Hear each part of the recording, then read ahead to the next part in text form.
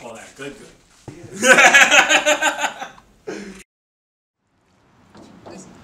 This it's my tea bag, very nice. Everything to learn all about tea bag. It's like an old tea bag. Sometimes when I'm sitting here drinking tea, the bag's still in there and I'm too lazy to walk over to the trash can. I throw it out the window. This is a good tea spot. It's Douglas Ferguson. I'm on the set of... What's the name of this thing again? Move that ash. And when you put it out hard. Let's see. That angle. And wait, put it up. Pick it up. No, it's kind of up. Sorry.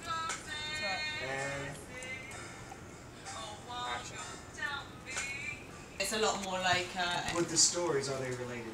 Oh, yeah, we kind of tried to tie in the concept all the way through, Really? but the album is, I mean, they're all kind of similar. There's kind of Love For Me, Evasive Feeling, but there's a few tunes on the CD. Yeah, because he's come up with the idea of the musical, right? Did you come up with this already? Because as Well, you told yeah. me, I was thinking. Instead of What's Your Story, Morning Glory, which is being sung by Emily Wolf. I'm Emily Wolf, and I'm a vocalist. Today we're filming an interpretation of an old blues song called What's Your Story, Morning Glory. Well, this is an old blues. A lot of singers like Ella Fitzgerald have sung this song. It comes from a time where the blues was a way of expressing yourself. You know, when people be downtrodden, and oftentimes it's to do with a relationship, whether it's a man singing to a woman or a woman singing to a man, you know, feeling like, where's my man? This is probably one of the coolest concepts I've ever kind of came up with, or, you know, one of the coolest projects I've done in like 10 years. So I'm very happy to do this. We came up with this concept because when I heard the song, Emily sent me like 3 songs, and she was like, you know, these are the 3 songs I think would be great for a music video. And so I listened to them, and I did like all 3 of them. But that song kind of stuck out to me because it had this, like, a friend of mine who listened to it with me said it sounds so iconic, which it is an iconic song because it's an old blues jazz standard. So it is kind of, it has its own iconicism or iconoclastic, however you say that, long form of that, to it.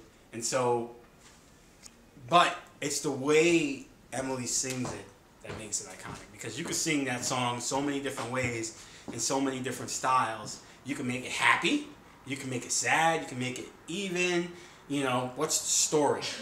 And so when the way Emily sang it, there's a story, there's that, I feel it, I know exactly what she's talking about. And I picked that song because to me, when I listened to it, I felt like it's about a woman trying to communicate to her significant other, whether it's a husband or boyfriend or whatever, that, you know, we're having an issue, which I don't understand. You're not talking to me, you're not communicating with me, maybe I'm not communicating with you, and I want to know what's your story. And maybe that's not what the song's about, but that's what I took from the song. So that's Nate, you know, Emily and Rico, who's the actor. I'm Rico King, and I'm on the set of What's Your Story, Morning Glory. This is not my first music video, however, I do think it will be my greatest music video. And this is a video that I really want to be a part of because it's not the typical role that you see a guy like me in. And I wrote a little message and he picked up on it, and I'm so happy he did because I'm here on set today shooting. It's not the typical role, like I said. I'm not a gang member or a thug. I'm a boyfriend with a talented musician, jazz singer, and I couldn't be any more happier than I am right now.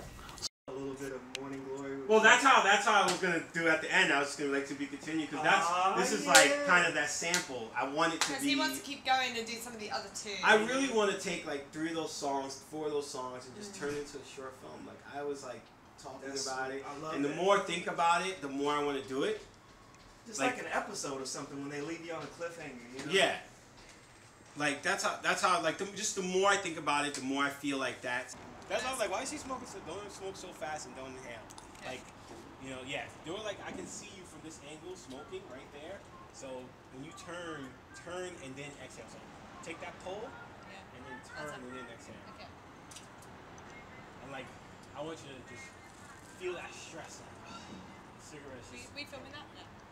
Yeah. I'm not filming it. I just wanted to just give I think we can call it jazz soul.